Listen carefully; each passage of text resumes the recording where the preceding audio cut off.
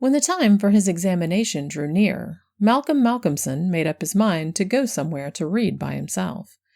He feared the attractions of the seaside, and also he feared completely rural isolation, for of old he knew its charms. And so he determined to find some unpretentious little town where there would be nothing to distract him. He refrained from asking suggestions from any of his friends, for he argued that each would recommend some place of which he had knowledge, and where he had already acquaintances. As Malcolmson wished to avoid friends, he had no wish to encumber himself with the attention of friends' friends, and so he determined to look out for a place for himself. He packed a portmanteau with some clothes and all the books he required, and then took ticket for the first name on the local timetable, which he did not know. When at the end of 3 hours' journey he alighted at Benchurch, he felt satisfied that he had so far obliterated his tracks as to be sure of having a peaceful opportunity of pursuing his studies. He went straight to the one inn which the sleepy little place contained, and put up for the night. Benchurch was a market town, and once in 3 weeks was crowded to excess, but for the remainder of the 21 days it was as attractive as a desert. Malcolmson looked around the day after his arrival to try to find quarters more isolated than even so quiet an inn as the Good Traveller afforded. There was only one place which took his fancy, and it certainly satisfied his wildest ideas regarding quiet. In fact, quiet was not the proper word to apply to it. Desolation was the only term conveying any suitable idea of its isolation. It was an old, rambling, heavy-built house of the Jacobean style, with heavy gables and windows, unusually small, and set higher than was customary in such houses, and was surrounded with a high brick wall, massively built. Indeed, on examination, it looked more like a fortified house than an ordinary dwelling. But all these things pleased Malcolmson. Here, he thought, is the very spot I have been looking for, and if I can only get an opportunity of using it, I shall be happy. His joy was increased when he realized beyond doubt that it was not at present inhabited. From the post office he got the name of the agent, who was rarely surprised at the application to rent a part of the old house. Mr. Carnford, the local lawyer and agent, was a genial old gentleman, and frankly confessed his delight at anyone being willing to live in the house. "To tell you the truth," said he, "I should be only too happy, on behalf of the owners, to let anyone have the house rent-free, for a term of years, if only to accustom the people here to see it inhabited. It has been so long empty that some kind of absurd prejudice has grown up about it, and this can be best put down by its occupation. If only," he added, with a sly glance at Malcolmson, "by a scholar like yourself, who wants its quiet for a time." Malcolmson thought it needless to ask the agent about the absurd prejudice. He knew he would get more information, if he should require it, on that subject from other quarters. He paid his 3 months' rent, got a receipt, and the name of an old woman who would probably undertake to do for him, and came away with the keys in his pocket.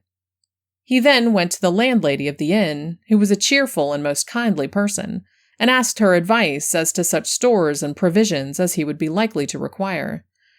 She threw up her hands in amazement when he told her where he was going to settle himself. "Not in the judge's house," she said, and grew pale as she spoke. He explained the locality of the house, saying that he did not know its name. When he had finished, she answered, "Aye, sure enough, the very place. It is the judge's house, sure enough." He asked her to tell him about the place, why so called, and what there was against it. She told him that it was so called locally because it had been many years before. How long she could not say, as she was herself from another part of the country, but she thought it must have been 100 years or more, the abode of a judge who was held in great terror on account of his harsh sentences and his hostility to prisoners at assizes.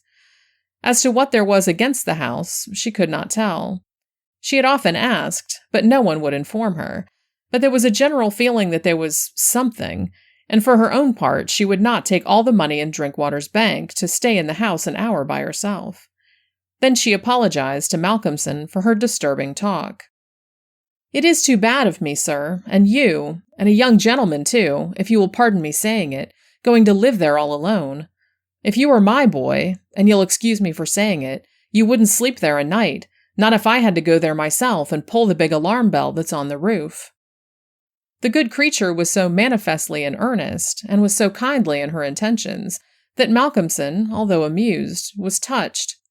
He told her kindly how much he appreciated her interest in him, and added, "But my dear Mrs. Witham, indeed you need not be concerned about me. A man who is reading for the mathematical tripos has too much to think of to be disturbed by any of these mysterious somethings, and his work is of too exact and prosaic a kind to allow of his having any order in his mind for mysteries of any kind.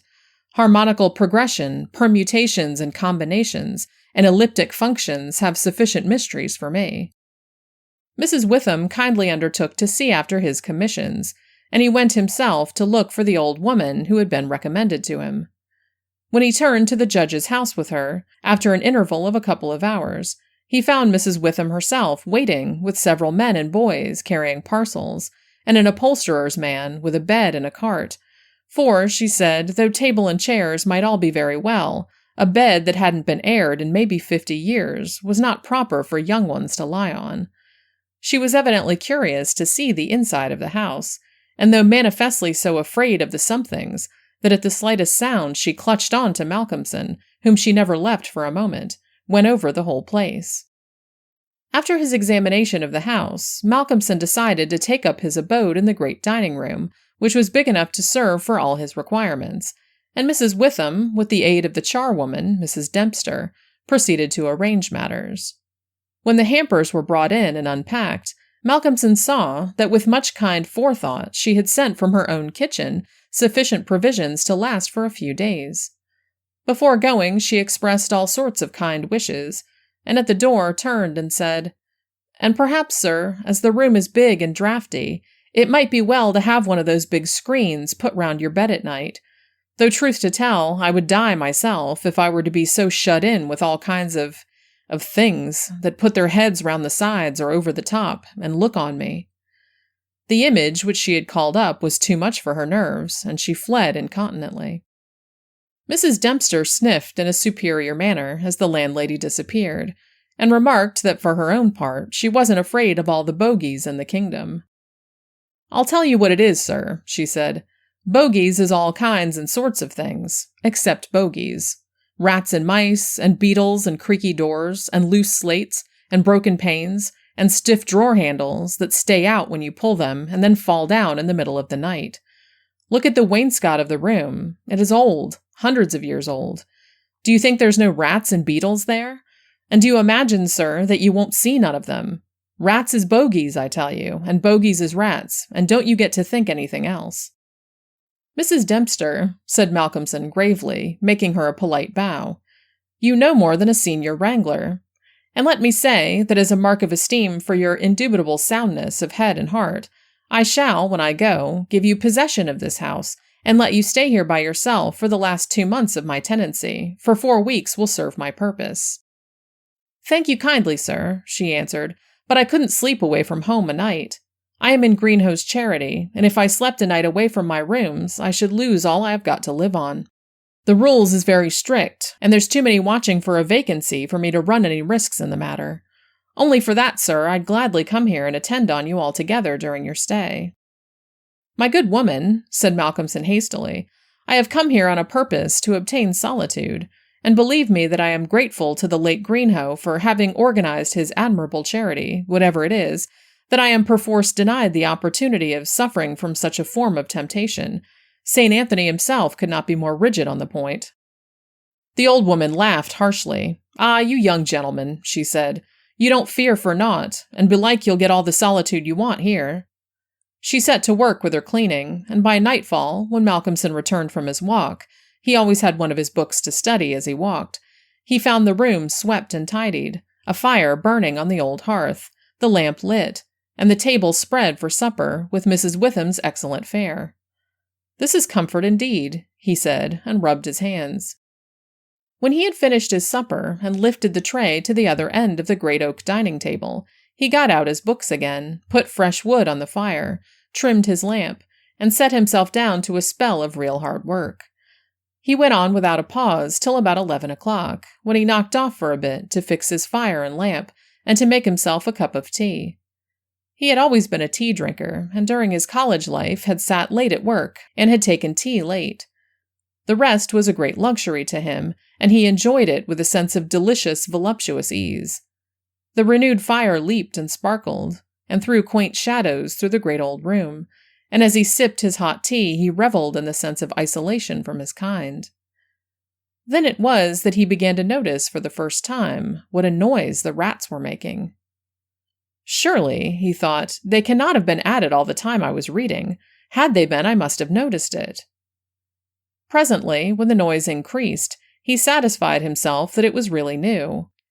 It was evident that at first the rats had been frightened at the presence of a stranger and the light of fire and lamp, but that as the time went on they had grown bolder and were now disporting themselves, as was their wont. How busy they were, and hark to the strange noises. Up and down the old wainscot, over the ceiling and under the floor they raced and gnawed and scratched. Malcolmson smiled to himself as he recalled to mind the saying of Mrs. Dempster, "Bogies is rats and rats is bogies." The tea began to have its effect of intellectual and nervous stimulus. He saw with joy another long spell of work to be done before the night was past, and in the sense of security which it gave him, he allowed himself the luxury of a good look round the room. He took his lamp in one hand and went all round, wondering that so quaint and beautiful an old house had been so long neglected. The carving of the oak on the panels of the wainscot was fine, and on and round the doors and windows it was beautiful and of rare merit. There were some old pictures on the walls, but they were coated so thick with dust and dirt that he could not distinguish any detail of them, though he held his lamp as high as he could over his head. Here and there, as he went round, he saw some crack or hole blocked for a moment by the face of a rat with its bright eyes glittering in the light, but in an instant it was gone, and a squeak and a scamper followed. The thing that most struck him, however, was the rope of the great alarm bell on the roof, which hung down in a corner of the room on the right-hand side of the fireplace. He pulled up close to the hearth a great high-backed carved oak chair, and sat down to his last cup of tea. When this was done, he made up the fire and went back to his work, sitting at the corner of the table, having the fire to his left. For a little while the rats disturbed him somewhat with their perpetual scampering, but he got accustomed to the noise, as one does, to the ticking of the clock or to the roar of moving water, and he became so immersed in his work that everything in the world, except the problem which he was trying to solve, passed away from him. He suddenly looked up. His problem was still unsolved, and there was in the air that sense of the hour before the dawn, which is so dread to doubtful life. The noise of the rats had ceased. Indeed, it seemed to him that it must have ceased but lately, and that it was the sudden cessation which had disturbed him. The fire had fallen low, but still it threw out a deep red glow. As he looked, he started, in spite of his sang-froid. There, on the great high-backed carved oak chair by the right side of the fireplace, sat an enormous rat, steadily glaring at him with baleful eyes. He made a motion to it as though to hunt it away, but it did not stir. Then he made the motion of throwing something. Still it did not stir, but showed its great white teeth angrily, and its cruel eyes shone in the lamplight with an added vindictiveness. Malcolmson felt amazed, and seizing the poker from the hearth, ran at it to kill it. Before, however, he could strike it, the rat, with a squeak that sounded like the concentration of hate, jumped upon the floor, and running up the rope of the alarm bell, disappeared in the darkness beyond the range of the green-shaded lamp. Instantly, strange to say, the noisy scampering of the rats in the wainscot began again. By this time, Malcolmson's mind was quite off the problem, and as a shrill cock-crow outside told him of the approach of morning, he went to bed and to sleep. He slept so sound that he was not even waked by Mrs. Dempster coming in to make up his room. It was only when she had tidied up the place and got his breakfast ready and tapped on the screen which closed in his bed that he woke. He was a little tired still after his night's hard work, but a strong cup of tea soon freshened him up, and taking his book he went out for his morning walk, bringing with him a few sandwiches, lest he should not care to return till dinner-time. He found a quiet walk between high elms some way outside the town, and here he spent the greater part of the day, studying his Laplace. On his return, he looked in to see Mrs. Witham and to thank her for her kindness. When she saw him coming through the diamond-paned bay window of her sanctum, she came out to meet him and asked him in. She looked at him searchingly and shook her head as she said, "You must not overdo it, sir. You are paler this morning than you should be. 2 late hours and too hard work on the brains isn't good for any man. But tell me, sir, how did you pass the night? Well, I hope? But my heart, sir, I was glad when Mrs. Dempster told me this morning that you were all right and sleeping sound when she went in." "Oh, I was all right," he answered, smiling. "The somethings didn't worry me, as yet. Only the rats, and they had a circus, I tell you, all over the place. There was one wicked-looking old devil that sat up on my own chair by the fire and wouldn't go till I took the poker to him, and then he ran up the rope of the alarm bell and got to somewhere up the wall or the ceiling. I couldn't see where, it was so dark." "Mercy on us," said Mrs. Witham. "An old devil, and sitting on a chair by the fireside. Take care, sir, take care. There's many a true word spoken in jest." "How do you mean? Upon my word, I don't understand."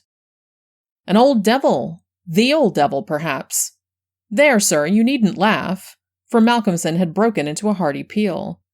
"You young folks think it easy to laugh at things that makes older ones shudder. Never mind, sir, never mind. Please God, you'll laugh all the time. It's what I wish you myself." And the good lady beamed all over in sympathy with his enjoyment, her fears gone for a moment. "Oh, forgive me," said Malcolmson presently. "Don't think me rude, but the idea was too much for me, that the old devil himself was on the chair last night." And at the thought he laughed again. Then he went home to dinner. This evening the scampering of the rats began earlier. Indeed, it had been going on before his arrival, and only ceased while his presence by its freshness disturbed them. After dinner he sat by the fire for a while and had a smoke, and then, having cleared his table, began to work as before. Tonight the rats disturbed him more than they had done on the previous night. How they scampered up and down, and under and over! How they squeaked and scratched and gnawed! How they, getting bolder by degrees, came to the mouths of their holes, and to the chinks and cracks and crannies in the wainscoting, till their eyes shone like tiny lamps as the firelight rose and fell. But to him, now doubtless accustomed to them, their eyes were not wicked, only their playfulness touched him. Sometimes the boldest of them made sallies out on the floor or along the mouldings of the wainscot. Now and again, as they disturbed him, Malcolmson made a sound to frighten them, smiting the table with his hand or giving a fierce shh, shh, so that they fled straight away to their holes. And so the early part of the night wore on, and despite the noise, Malcolmson got more and more immersed in his work.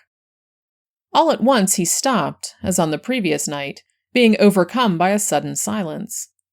There was not the faintest sound of gnaw or scratch or squeak. The silence was as of the grave. He remembered the odd occurrence of the previous night, and instinctively he looked at the chair standing close by the fireside. And then a very odd sensation thrilled through him. There, on the great old high-backed carved oak chair beside the fireplace, sat the same enormous rat, steadily glaring at him with baleful eyes. Instinctively he took the nearest thing to his hand, a book of logarithms, and flung it at it. The book was badly aimed, and the rat did not stir, so again the poker performance of the previous night was repeated, and again the rat, being closely pursued, fled up the rope of the alarm bell. Strangely, too, the departure of this rat was instantly followed by the renewal of the noise made by the general rat community. On this occasion, as on the previous one, Malcolmson could not see at what part of the room the rat disappeared, for the green shade of his lamp left the upper part of the room in darkness, and the fire had burned low. On looking at his watch, he found it was close on midnight, and not sorry for the divertissement, he made up his fire and made himself his nightly pot of tea. He had got through a good spell of work, and thought himself entitled to a cigarette, and so he sat on the great carved oak chair before the fire and enjoyed it. Whilst smoking, he began to think that he would like to know where the rat disappeared to, for he had certain ideas for the morrow, not entirely disconnected with a rat trap. Accordingly, he lit another lamp, and placed it so that it would shine well into the right-hand corner of the wall by the fireplace. Then he got all the books he had with him, and placed them handy to throw at the vermin. Finally, he lifted the rope of the alarm bell and placed the end of it on the table, fixing the extreme end under the lamp. As he handled it, he could not help noticing how pliable it was, especially for so strong a rope and one not in use. You could hang a man with it, he thought to himself. When his preparations were made, he looked around and said complacently, "There now, my friend, I think we shall learn something of you this time." He began his work again, and though, as before, somewhat disturbed at first by the noise of the rats, soon lost himself in his proposition and problems. Again he was called to his immediate surroundings suddenly. This time it might not have been the sudden silence only which took his attention. There was a slight movement of the rope, and the lamp moved. Without stirring, he looked to see if his pile of books was within range, and then cast his eye along the rope. As he looked, he saw the great rat drop from the rope on the oak armchair and sit there glaring at him. He raised a book in his right hand, and taking careful aim, flung it at the rat. The latter, with a quick movement, sprang aside and dodged the missile. Then he took another book and a third, and flung them one after the other at the rat, but each time unsuccessfully. At last, as he stood with a book poised in his hand to throw, the rat squeaked and seemed afraid. This made Malcolmson more than ever eager to strike, and the book flew and struck the rat a resounding blow. It gave a terrified squeak, and turning on his pursuer a look of terrible malevolence, ran up the chair back and made a great jump to the rope of the alarm bell and ran up it like lightning. The lamp rocked under the sudden strain, but it was a heavy one and did not topple over. Malcolmson kept his eyes on the rat, and saw it by the light of the second lamp leap to a molding of the wainscot and disappear through a hole in one of the great pictures which hung on the wall, obscured and invisible through its coating of dirt and dust. "I shall look up my friend's habitation in the morning," said the student, as he went over to collect his books. "The third picture from the fireplace, I shall not forget." He picked up the books one by one, commenting on them as he lifted them. Conic sections he does not mind, nor cycloid oscillations, nor the Principia, nor quaternions, nor thermodynamics. Now for a look at the book that fetched him. Malcolmson took it up and looked at it. As he did so, he started, and a sudden pallor overspread his face. He looked round uneasily and shivered slightly, as he murmured to himself, "The Bible my mother gave me. What an odd coincidence." He sat down to work again, and the rats in the wainscot renewed their gambols. They did not disturb him, however. Somehow their presence gave him a sense of companionship. But he could not attend to his work, and after striving to master the subject on which he was engaged, gave it up in despair, and went to bed as the first streak of dawn stole in through the eastern window. He slept heavily but uneasily, and dreamed much, and when Mrs. Dempster woke him late in the morning, he seemed ill at ease, and for a few minutes did not seem to realize exactly where he was. His first request rather surprised the servant. "Mrs. Dempster, when I am out today, I wish you would get the steps and dust or wash those pictures, especially that one, the third from the fireplace. I want to see what they are." Late in the afternoon, Malcolmson worked at his books in the shaded walk, and the cheerfulness of the previous day came back to him as the day wore on, and he found that his reading was progressing well. He had worked out to a satisfactory conclusion all the problems which had as yet baffled him, and it was in a state of jubilation that he paid a visit to Mrs. Witham at the Good Traveller. He found a stranger in the cozy sitting-room with the landlady, who was introduced to him as Dr. Thornhill. She was not quite at ease, and this, combined with the doctor's plunging at once into a series of questions, made Malcolmson come to the conclusion that his presence was not an accident. So without preliminary, he said, "Dr. Thornhill, I shall with pleasure answer you any question you may choose to ask me, if you will answer me one question first." The doctor seemed surprised, but he smiled and answered at once, "Done. What is it?" "Did Mrs. Witham ask you to come here and see me and advise me?" Dr. Thornhill for a moment was taken aback, and Mrs. Witham got fiery red and turned away, but the doctor was a frank and ready man, and he answered at once and openly. "She did, but she didn't intend you to know it. I suppose it was my clumsy haste that made you suspect. She told me that she did not like the idea of your being in that house all by yourself, and that she thought you took too much strong tea. In fact, she wants me to advise you, if possible, to give up the tea and the very late hours. I was a keen student in my time, so I suppose I may take the liberty of a college man, and without offense, advise you not quite as a stranger." Malcolmson, with a bright smile, held out his hand. "Shake, as they say in America," he said. "I must thank you for your kindness, and Mrs. Witham too, and your kindness deserves a return on my part. I promise to take no more strong tea, no tea at all till you let me, and I shall go to bed tonight at 1 o'clock at the latest. Will that do?" "Capital," said the doctor. "Now tell us all that you noticed in the old house." And so Malcolmson, then and there, told in minute detail all that had happened in the last 2 nights.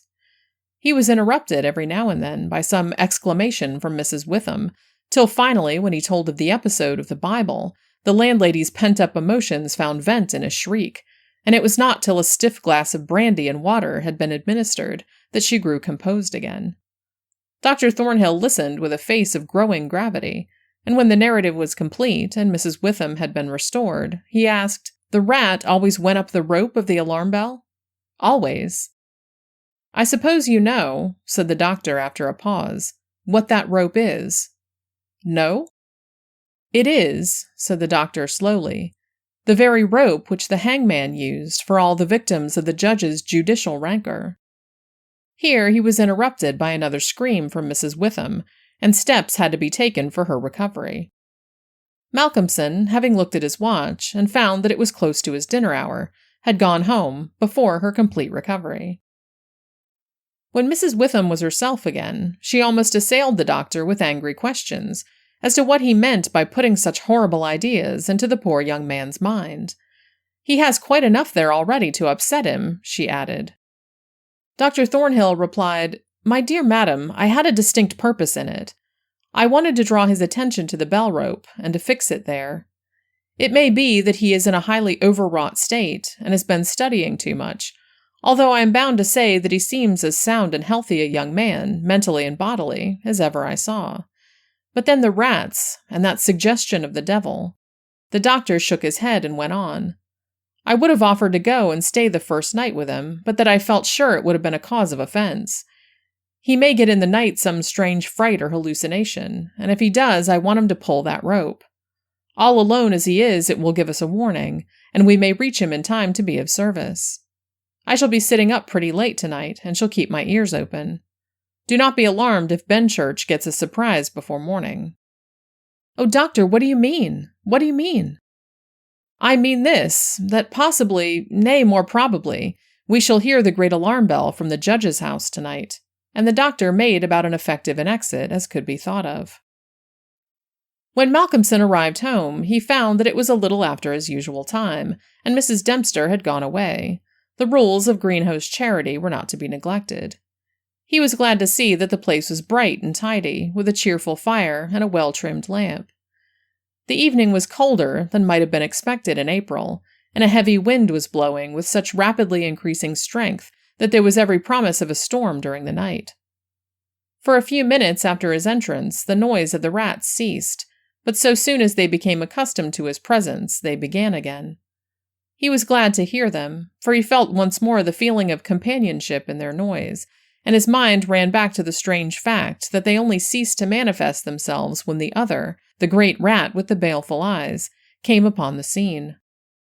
The reading lamp only was lit, and its green shade kept the ceiling and the upper part of the room in darkness, so that the cheerful light from the hearth spreading over the floor and shining on the white cloth laid over the end of the table was warm and cheery.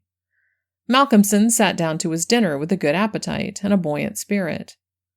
After his dinner and a cigarette, he sat steadily down to work, determined not to let anything disturb him, for he remembered his promise to the doctor, and made up his mind to make the best of the time at his disposal.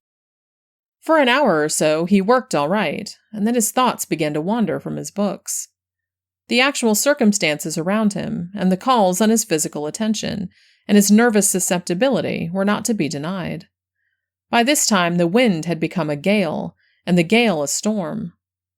The old house, solid though it was, seemed to shake to its foundation, and the storm roared and raged through its many chimneys and its queer old gables, producing strange, unearthly sounds in the empty rooms and corridors. Even the great alarm bell on the roof must have felt the force of the wind, for the rope rose and fell slightly, as though the bell were moved a little from time to time, and the limber rope fell on the oak floor with a hard and hollow sound. As Malcolmson listened to it, he bethought himself of the doctor's words. It is the rope which the hangman used for the victims of the judge's judicial rancor, and he went over to the corner of the fireplace and took it in his hand to look at it. There seemed a sort of deadly interest in it, and as he stood there he lost himself for a moment in speculation as to who these victims were, and the grim wish of the judge to have such a ghastly relic ever under his eyes.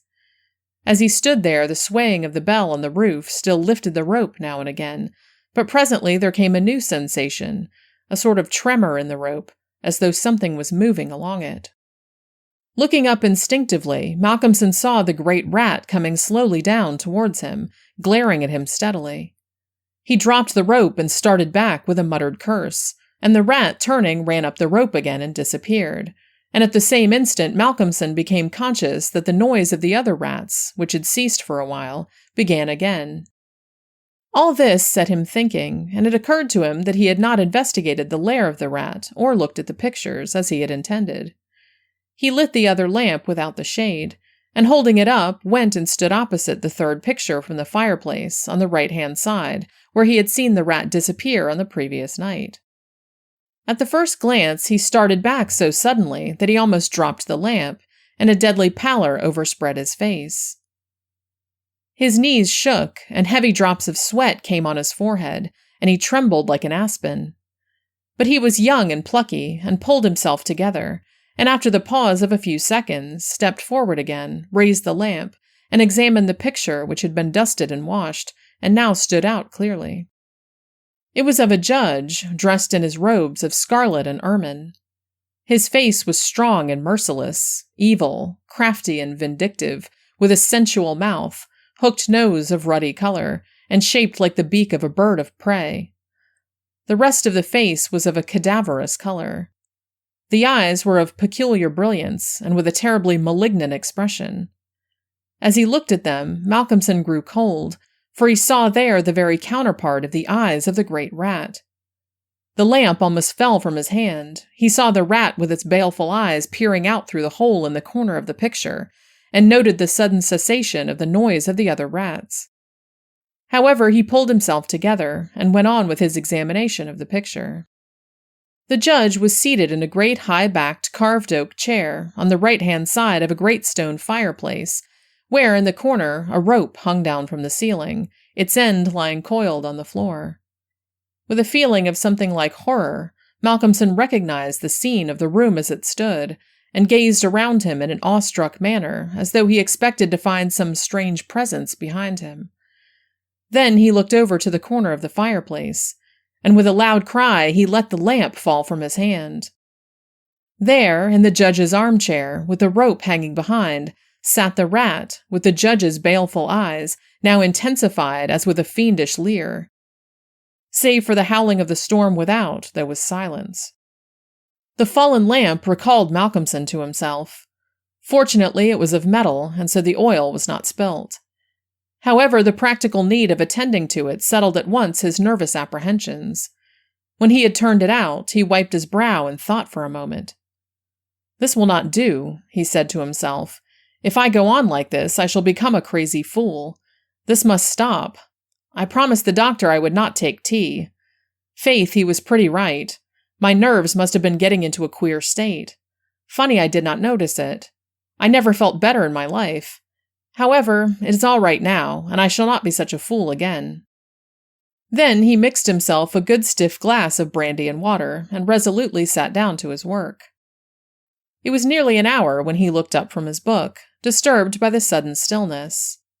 Without, the wind howled and roared louder than ever, and the rain drove in sheets against the windows, beating like hail on the glass, but within there was no sound whatever, save the echo of the wind as it roared in the great chimney, and now and then a hiss as a few raindrops found their way down the chimney in a lull of the storm. The fire had fallen low and had ceased to flame, though it threw out a red glow. Malcolmson listened attentively, and presently heard a thin squeaking noise, very faint. It came from the corner of the room where the rope hung down, and he thought it was the creaking of the rope on the floor as the swaying of the bell raised and lowered it. Looking up, however, he saw in the dim light the great rat clinging to the rope and gnawing it. The rope was already nearly gnawed through. He could see the lighter color where the strands were laid bare. As he looked, the job was completed, and the severed end of the rope fell clattering on the oaken floor, whilst for an instant the great rat remained like a knob or tassel at the end of the rope, which now began to sway to and fro. Malcolmson felt for a moment another pang of terror, as he thought that now the possibility of calling the outer world to his assistance was cut off, but an intense anger took its place, and seizing the book he was reading, he hurled it at the rat. The blow was well aimed, but before the missile could reach him, the rat dropped off and struck the floor with a soft thud. Malcolmson instantly rushed over towards him, but it darted away and disappeared in the darkness of the shadows of the room. Malcolmson felt that his work was over for the night, and determined then and there to vary the monotony of the proceedings by a hunt for the rat, and took off the green shade of the lamp so as to ensure a wider spreading light. As he did so, the gloom of the upper part of the room was relieved, and in the new flood of light, great by comparison with the previous darkness, the pictures on the wall stood out boldly. From where he stood, Malcolmson saw right opposite to him the third picture on the wall from the right of the fireplace. He rubbed his eyes in surprise, and then a great fear began to come upon him. In the center of the picture was a great irregular patch of brown canvas, as fresh as when it was stretched on the frame. The background was as before, with chair and chimney corner and rope, but the figure of the judge had disappeared. Malcolmson, almost in a chill of horror, turned slowly round, and then he began to shake and tremble like a man in a palsy. His strength seemed to have left him, and he was incapable of action or movement, hardly even of thought. He could only see and hear. There, on the great high-backed carved oak chair, sat the judge, in his robes of scarlet and ermine, with his baleful eyes glaring vindictively, and a smile of triumph on the resolute, cruel mouth, as he lifted with his hands a black cap. Malcolmson felt as if the blood was running from his heart, as one does in moments of prolonged suspense. There was a singing in his ears. Without, he could hear the roar and howl of the tempest, and through it, swept on the storm, came the striking of midnight by the great chimes in the marketplace. He stood for a space of time that seemed to him endless, still as a statue, and with wide-open, horror-struck eyes, breathless. As the clock struck, so the smile of triumph on the judge's face intensified, and at the last stroke of midnight, he placed the black cap on his head. Slowly and deliberately, the judge rose from his chair and picked up the piece of rope of the alarm bell which lay on the floor, drew it through his hands as if he enjoyed its touch, and then deliberately began to knot one end of it, fashioning it into a noose. This he tightened and tested with his foot, pulling hard at it till he was satisfied, and then making a running noose of it, which he held in his hand. Then he began to move along the table on the opposite side of Malcolmson, keeping his eyes on him until he had passed him, when with a quick movement he stood in front of the door. Malcolmson then began to feel that he was trapped, and tried to think of what he should do. There was some fascination in the judge's eyes, which he never took off him, and he had, perforce, to look. He saw the judge approach, still keeping between him and the door, and raise the noose and throw it towards him as if to entangle him. With a great effort, he made a quick movement to one side, and saw the rope fall beside him, and heard it strike the oaken floor. Again the judge raised the noose and tried to ensnare him, ever keeping his baleful eyes fixed on him, and each time by a mighty effort the student just managed to evade it. So this went on for many times, the judge seeming never discouraged nor discomposed at failure, but playing as a cat does with a mouse. At last, in despair, which had reached its climax, Malcolmson cast a quick glance round him. The lamp seemed to have blazed up, and there was a fairly good light in the room. At the many rat-holes and in the chinks and crannies of the wainscot, he saw the rat's eyes, and this aspect, that was purely physical, gave him a gleam of comfort. He looked round and saw that the rope of the great alarm bell was laden with rats. Every inch of it was covered with them, and more were pouring through the small circular hole in the ceiling whence it emerged, so that with their weight the bell was beginning to sway. Hark! It had swayed till the clapper had touched the bell. The sound was but a tiny one, but the bell was only beginning to sway, and it would increase. At the sound, the judge, who had been keeping his eyes fixed on Malcolmson, looked up, and a scowl of diabolical anger overspread his face. His eyes fairly glowed like hot coals, and he stamped his foot with a sound that seemed to make the house shake. A dreadful peal of thunder broke overhead as he raised the rope again, whilst the rats kept running up and down the rope as though working against time. This time, instead of throwing it, he drew close to his victim and held open the noose as he approached. As he came closer, there seemed something paralyzing in his very presence, and Malcolmson stood rigid as a corpse. He felt the judge's icy fingers touch his throat as he adjusted the rope. The noose tightened. Then the judge, taking the rigid form of the student in his arms, carried him over and placed him standing in the oak chair, and stepping up beside him, put his hand up and caught the end of the swaying rope of the alarm bell. As he raised his hand, the rats fled squeaking and disappeared through the hole in the ceiling. Taking the end of the noose, which was round Malcolmson's neck, he tied it to the hanging bell rope, and then descending pulled away the chair. When the alarm bell of the judge's house began to sound, a crowd soon assembled. Lights and torches of various kinds appeared, and soon a silent crowd was hurrying to the spot. They knocked loudly at the door, but there was no reply. Then they burst in the door and poured into the great dining room, the doctor at the head.